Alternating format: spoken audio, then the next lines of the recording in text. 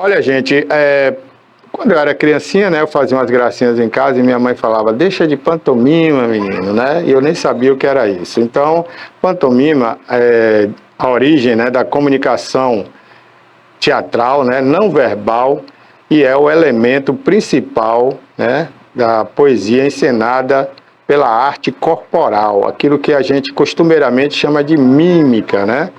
Então, esse teatro, né, maravilhoso, que, diga-se de passagem, teve uma participação muito forte no cinema, né, quando iniciou o cinema era mudo, né, então o filme era entendido através de mímicas, gestos, né, então é uma arte belíssima, né, e o mímico verdadeiramente, né, é uma celebração da imaginação, né, a obra toca através de gestos genuínos, minimalismo, né, e uma onomatopeia, né? É isso mesmo? Vou conversar agora aqui com o artista Abder Paz. Falei certo o seu nome? Falo certo, Abder. Abder, bom dia, obrigado por você estar aqui com a gente, né? Fala um pouquinho dessa arte que encanta tanta gente, né? Uma arte tão bela. Legal, primeiro agradecer assim, ao convite, dizer que é uma alegria poder estar aqui. Estamos começando essa jornada agora de trazer o espetáculo de mímica aqui para a região, agora que a gente está residindo aqui em Serra Grande. Dizer que é uma alegria estar aqui com você hoje. Nossa, você nasceu em Brasília, né? Depois teve uma passagem aí pela Espanha, pelo Barcelona, né? Sempre com a mímica. Sempre com a mímica. Eu brinco que eu já nasci fazendo mímica. Sou de uma família de artista e o primeiro número de mímica que eu fiz eu era criança. E aí era uma propaganda para um shopping center. Meu pai vestido de mímico e vários móveis gigantes, uma madeira gigante, um berço gigante. E aí, quando ele entrava no berço, estava eu bem pequenininho, vestido de mímico. Então, desde muito criança que eu venho desenvolvendo essa arte da mímica. Aí pude ter a oportunidade de estudar com vários mestres da mímica no Brasil e no mundo. E como você falou, passei um tempo estudando a mímica corporal dramática na Espanha, que é a escola de um dos grandes mímicos, que é o Marcel Marceau. A mímica que a gente conhece hoje veio a partir dele, né? Esse homem de listra, esse chapéu é francês, né? Então, tive a oportunidade de estudar com os alunos dele durante esse período. O seu amor por essa arte, assim, você disse que faz desde pequeno, você é o segundo da família, né? E como é que é fazer isso até hoje? Como isso te dá prazer hoje? É diferente, né? A gente também dá muitas aulas de teatro e de mímica para crianças e jovens e adultos. E uma coisa que eu sempre brinco é que é uma profissão que exige o coração. Diferente de outras áreas que às vezes a gente pode ser mais apenas metódico, o teatro não, né? A mímica, a gente precisa usar o coração, assim, e muito me alegra, assim, poder apresentar pelos palcos e o retorno que isso dá, né? A forma que a gente pode transformar a vida das pessoas, né? Durante alguns momentos da vida, fiz muitos espetáculos de teatro de rua. E às vezes numa rua você encontra as pessoas que estão ali no seu dia, correndo e fazendo, né? Às vezes com alguns problemas pessoais, e aí você faz uma brincadeira e pelo encanto consegue transformar o dia daquela pessoa, né? Então acho que esse é um papel da arte, né? E isso é muito recompensador. Você chama a atenção de crianças a adultos, a velhos, né? Não tem idade para mímica, né? Interessante é isso, né? A gente está vendo até ali uma imagem sua, né? Fala aí um pouco. Sim, acho que a gente trabalha com uma técnica que vai da criança às pessoas mais velhas. A gente vai estar em Serra Grande no dia 7 de julho com um espetáculo que a classificação é a partir de 10 anos, porque ele vai trazer também um debate do cotidiano das pessoas. Então a gente faz uma discussão sobre o cotidiano, sobre o dia a dia, as dificuldades e as tarefas, e com muito humor, que é o mais importante. Tem algum vídeo seu na internet para a gente ver você apresentando? Tem algum aí? Tem alguns. Qual é o endereço aí para a gente ver? Acho que pesquisando pelo YouTube, Abder Paz, mímico, aparece uma quantidade legal de vídeos. Beleza, então vamos ver uns vídeos aí, viu, Rafa? Vamos baixar aí um vídeo para a gente mostrar aqui ele em ação, né? Agora, durante a apresentação, né? Cada peça sua, cada número, né? Tem um roteiro, né? Você se baseia em um roteiro, numa história para contar através da mímica. Como é que funciona? Muitas vezes são inspirações, né? E construção de coisas que a gente vai lidando no dia a dia, e isso cria os seus espetáculos. Algumas vezes também são a partir de algumas temáticas, né? Algumas coisas. Por exemplo, eu montei uma época o Candango do Barro Branco, que era um espetáculo em homenagem aos construtores de Brasília, aqueles operários que foram construir a cidade. Então a gente fez um espetáculo nesse sentido. Tem um espetáculo que eu trago, um dos números dentro desse espetáculo, que é a mulher. A gente fala um pouco sobre uma coisa que está muito em foco, por exemplo, que é a violência contra as mulheres. Então, o espetáculo que a gente faz traz essa discussão. Então, assim, varia muito como esses roteiros podem aparecer, né? Depende muito do local onde você vai apresentar, né? Depende do local, depende da necessidade. Então, às vezes, também, a gente trabalha muito com, por exemplo, semana de segurança do trabalho nas empresas. Então, muitas vezes, a gente é contatado para ir para a empresa para falar como aquele grupo tem trabalhado. Como é que pode, então, diminuir a quantidade de acidentes que podem acontecer naquela empresa. Então, eu monto uma pequena sketch para falar sobre aquele trabalho e como pode melhorar, né? Beleza. Então, tem várias formas que nascem esses roteiros, né? E aí, nesse roteiro, você pode incluir aí condições de risco, né? Que pode acontecer no trabalho, né? Exatamente. Com humor, né? Exatamente. E é um jeito diferente, né? Acho que o teatro e a arte, eles também têm esse papel de informar as pessoas, né? Só que pelo caminho da ludicidade. Às vezes ali é um panfleto, ou um chefe que fala, que explica, uma palestra, às vezes não funciona. Durante um tempo eu atuei junto com a Fiocruz. Eu era o mímico de plantão. Ia ter um palestrante para falar sobre determinado tema, e eu ia então fazer uma sketch antes de iniciar a palestra, para sensibilizar as pessoas sobre aquele tema. Então era um jeito como era um trabalho para adolescentes, era um jeito de quebrar ali aquela parede para que eles pudessem interagir melhor com os palestrantes, né? Bacana. Bom, eu queria agora que você explicasse, né? Porque dentro da pantomima, como a gente falou aqui, né? Existe a questão da mímica, né? Existe a imitação, né? Por exemplo, eu estava falando aqui há pouco, eu me lembrei de um quadro que tinha num programa da Globo, né? Acho que era o Fantástico. E as pessoas na rua imitavam o outro jeito de andar, os trejeitos, né? Sim, exatamente. Esses são Sombras, né? Sombras, isso. Sombras, era um grupo de argentinos, se não me engano, eram 3 argentinos. 3 argentinos, né? Que faziam um trabalho de seguir as pessoas, imitando os trejeitos, né? A mímica, ela é uma arte muito antiga, né? A gente acredita que a mímica, ela vem da origem da comunicação. Quando o homem pré-histórico, ele precisava se comunicar sobre uma caça que ele tinha feito, então ele fazia uma mímica para demonstrar para as crianças como ele fazia essa caça. Era um jeito de ensinar.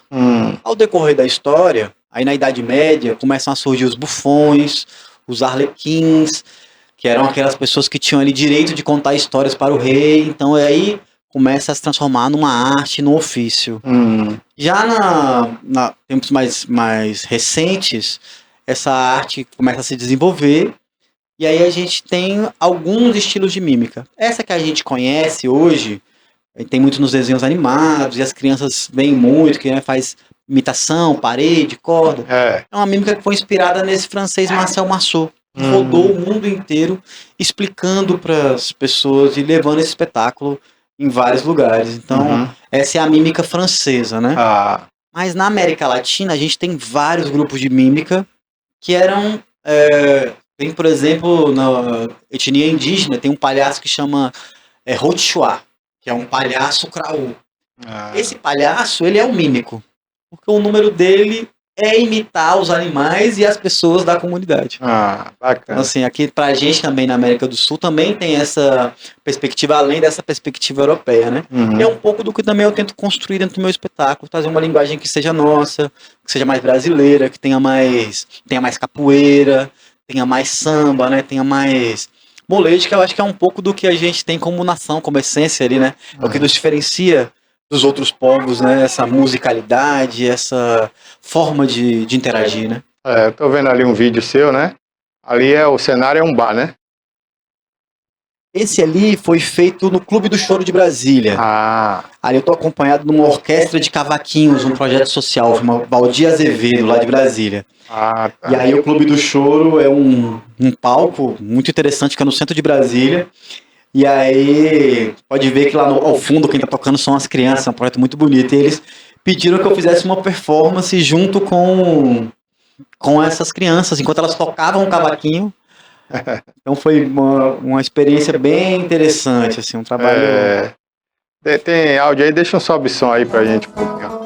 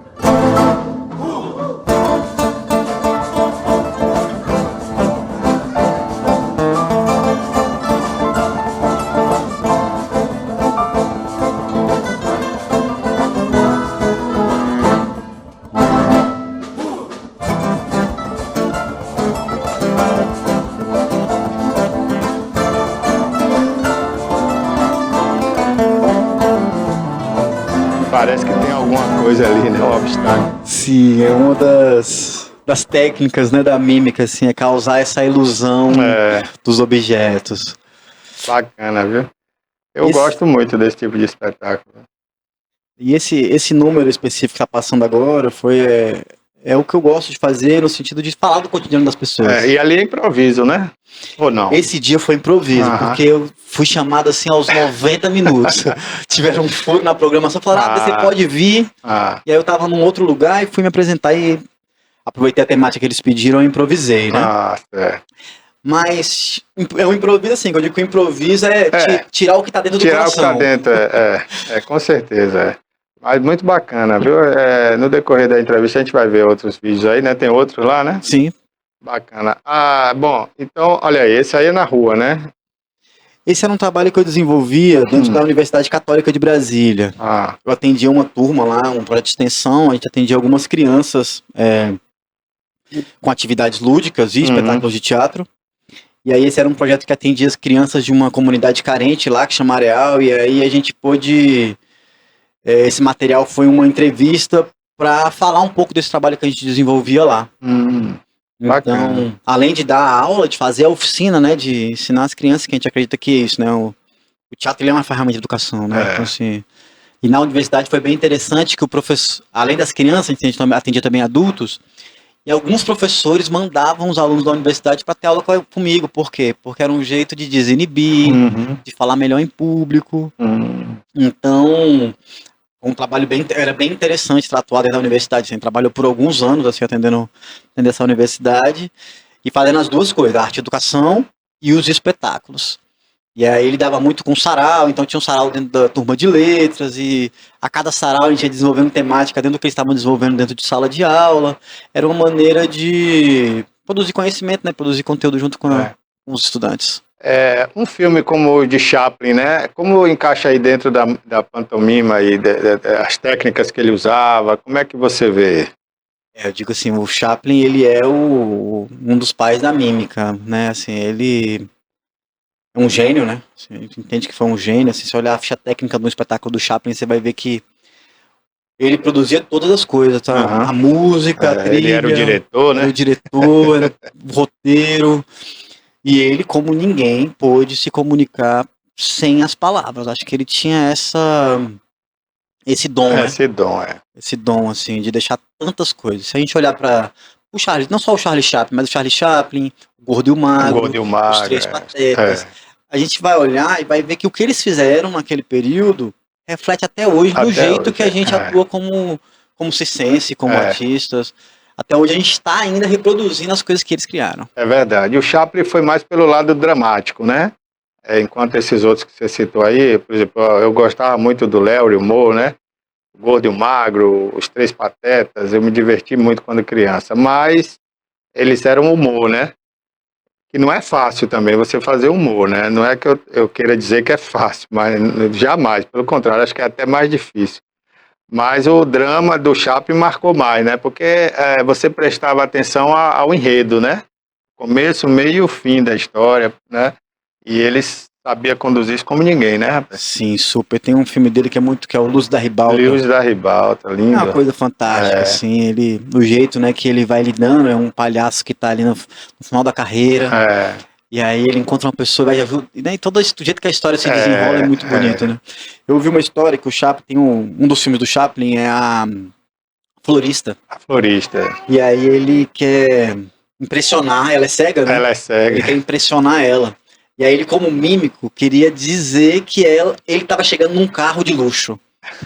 E ele adoeceu foram semanas para ele descobrir como é que ele ia dizer. E o truque que ele usa é, quando para o carro, a pessoa bate a porta do carro e ele sai andando. Como ela não enxerga, né? Ela é deficiente visual, aí ela entende que é ele que desceu desse carro de luxo. Então, assim, é genial. É genial. Eu gosto demais dos filmes de Chaplin, né? Sempre que eu posso, eu assisto, né? Muito, muito bom mesmo. Eu acho que não tinha nada melhor para marcar assim, o início do cinema, né, do que Charlie Chaplin, né? Sim, sim. Uma grande escola. E você falou aí há pouco dos artistas franceses, né? Essa arte circense, né, essa arte de rua tem muito a ver com a França, não tem? Sim, assim, a gente teve grandes nomes da mímica que são franceses, assim, acho que começa Jean-Louis Barrault, aí vem o Etienne Decroux e o Marcel Marceau, são os grandes professores da mímica que a gente conhece.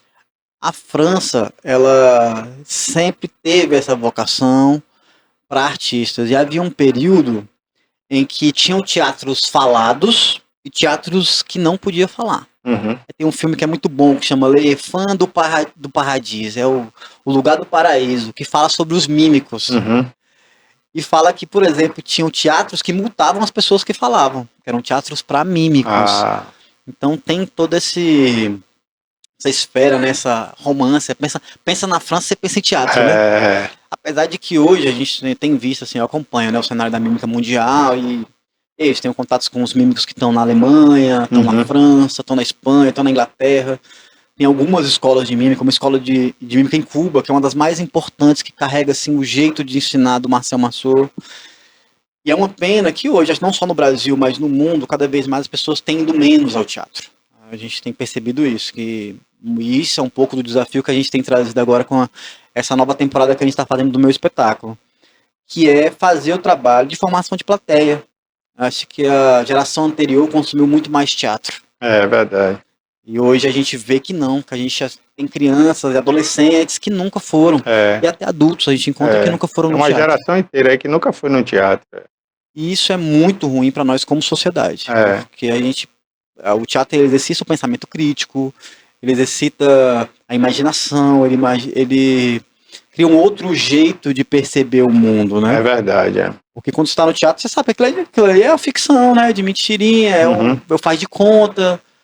E você acreditar naquilo, né? é, Essa troca que existe entre o é, ator e o público, ela é muito importante para a formação das pessoas. é. Então a gente está nesse trabalho agora, fazendo esse espetáculo, que é o Mímico, que é essa turnê, a gente espera, vai iniciar em Serra Grande, mas já tem data marcada para fazer Teatro Municipal de Ilhéus, quer ir para Itabuna, e junto com isso, levar as escolas para assistir o espetáculo. Isso é Que é bom. esse desafio.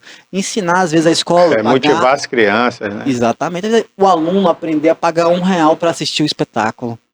É ensinar a dar valor pro artista. É, Hoje a gente está num lugar que, que o artista ele tá num lugar que é quase o pedinte, né? Assim, a gente não é, reconhece o artista mais como uma profissão.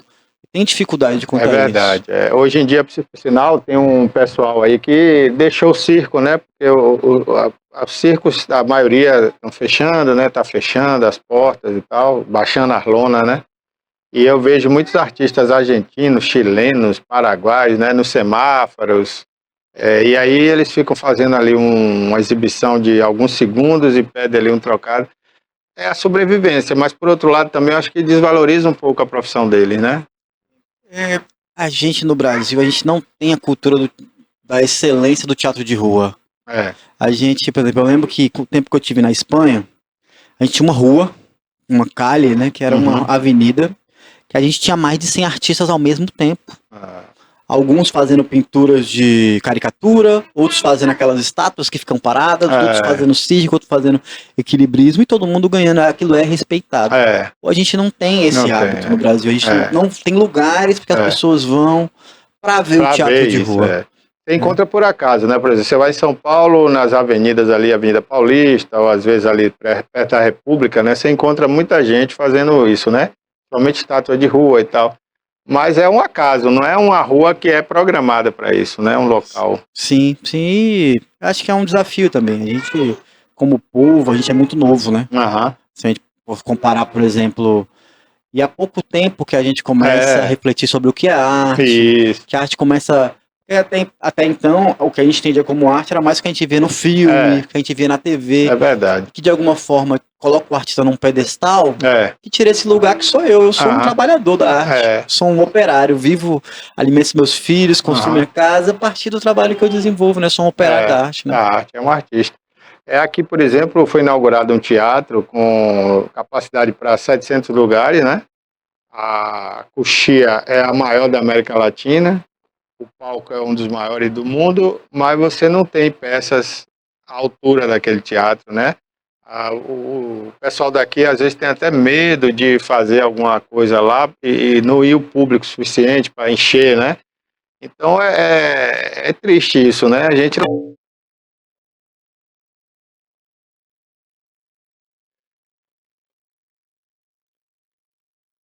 Fala aí um pouquinho Claro. sobre isso, né? Essa Aí, questão de você ter o espaço e não ter, né? sim, acho que Público. a gente tem um desafio também, que é do fomento também, que a arte ela precisa ser fomentada. Eu acho que o Brasil tem dado passos bons, significativos nesse sentido. Então, agora a gente teve aí nos estados e municípios a Lei Aldir Blanc, que veio apoiar as pessoas, as pequenas iniciativas para levar as pessoas para o teatro, para levar as pessoas para os espaços culturais. Mas há que existir um esforço conjunto da sociedade civil, dos artistas, da educação, dos estados, para levar as pessoas para o teatro. É um desafio que tem que ser conjunto, tem que ser levado e tem que ser levado de uma maneira de levar também os pequenos artistas, porque às vezes também os pequenos artistas têm dificuldade de conseguir ser apoiados, porque às vezes o patrocinador ele quer o artista de renome, que é o artista renomado. Então, há um desafio cultural também da gente incentivar as pessoas do nosso bairro. Incentivar aquele músico que tem tocado ali perto da minha casa, incentivar aquele grupo de teatro amador, e assistir aquele grupo de teatro amador que está iniciando. Então, acho que tem que se haver um trabalho conjunto para que a gente possa mudar esse cenário. Entendendo que são anos. Acho que É. são anos de trabalho para que a gente possa conseguir formar a plateia. Ok. Abder, você já apresentou em mais de 10 cidades brasileiras, né? Vários países aqui da América do Sul, né? Fala um pouco assim dessa experiência, principalmente aqui na América do Sul, como é que foi? Eu tive a oportunidade de estar em alguns países aqui na América do Sul, sempre com trabalho de mímica. E, primeiro, assim, acho que o Brasil, ele é esse país continental, né? Então, por mais que a gente rode o Brasil, ainda tem lugares para se apresentar.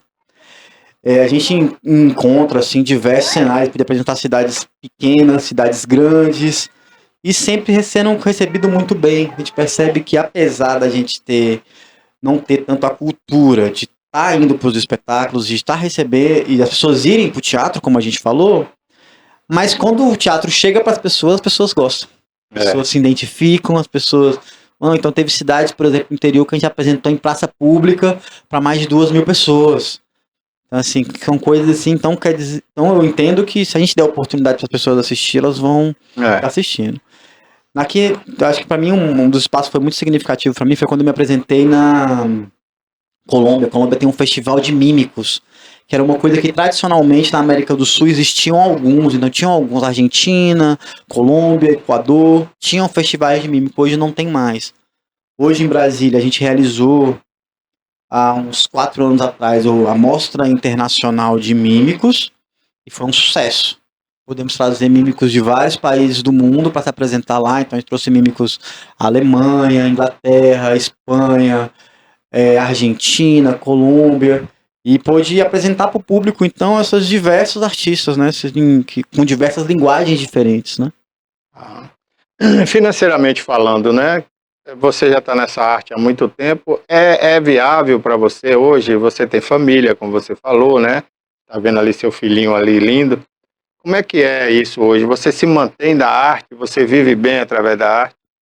O artista, ao meu ver, ele é um trabalhador como todos os outros, que precisa acordar cedo, que precisa ter disciplina com os horários, que precisa produzir. Acho que a gente tem uma dificuldade, que é a dificuldade do reconhecimento, porque como a gente não tem tantos espaços culturais para se apresentar, ou não tem tantas leis de incentivo para apoiar, a gente acaba tendo que trabalhar às vezes um pouco mais. Mas hoje eu digo para você que eu consigo conviver com dignidade. A gente consigo ter meu carro, tenho meu terreno que eu construindo, vou construir minha casa. Hoje vivo numa casa modesta, mas uma casa com qualidade. Então, assim, é possível viver de arte, como qualquer outra profissão. A gente tem que lembrar que é isso, né? Neymar só tem um. Então tem que ter esse cuidado, assim, no sentido de que a pessoa pensa, eu vou trabalhar com arte, vou trabalhar numa grande emissora de TV. Pode ser. Pode até acontecer, né? Mas no geral, você pode ter uma vida digna. Pode ver uma vida de um trabalhador que consegue viver com dignidade. Bacana. Bom, então você decidiu agora viver aqui no sul da Bahia, né? Em Serra Grande. Por que você escolheu Serra Grande? Eu vim para Serra Grande a passeio e me apaixonei. Uma cidade que tinha um clima diferente, um astral diferente. Eu, minha esposa e meus filhos buscávamos um lugar mais tranquilo para poder viver, mais perto da natureza. Aqui a gente tem um privilégio aqui no Litoral Sul, né, de estar numa região muito rica de natureza, então queria ter esse contato. E aí decidimos embarcar nessa viagem e recomeçar a vida aqui dessa região. Que bom. Bom, então tem um circo cultural em Serra Grande, né, mantido por organizações não governamentais, fica no quilômetro 35 da BA-001, né, entre Uruçuca e Serra Grande, não é isso? Entre Serra Grande e Serra Grande e Itacaré. Itacaré, aliás. E você vai fazer essa apresentação dia 7, não é isso? Isso, vou estar apresentando o espetáculo O Mímico, no dia 7 às 19 horas, é um domingo.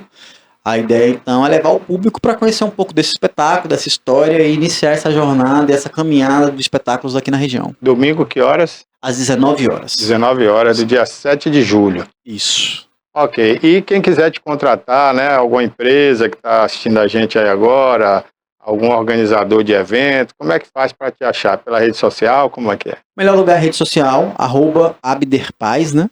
Lá pode me encontrar e aí a gente atende não só escolas, empresas, o que for. A gente é bem eclético. Aham.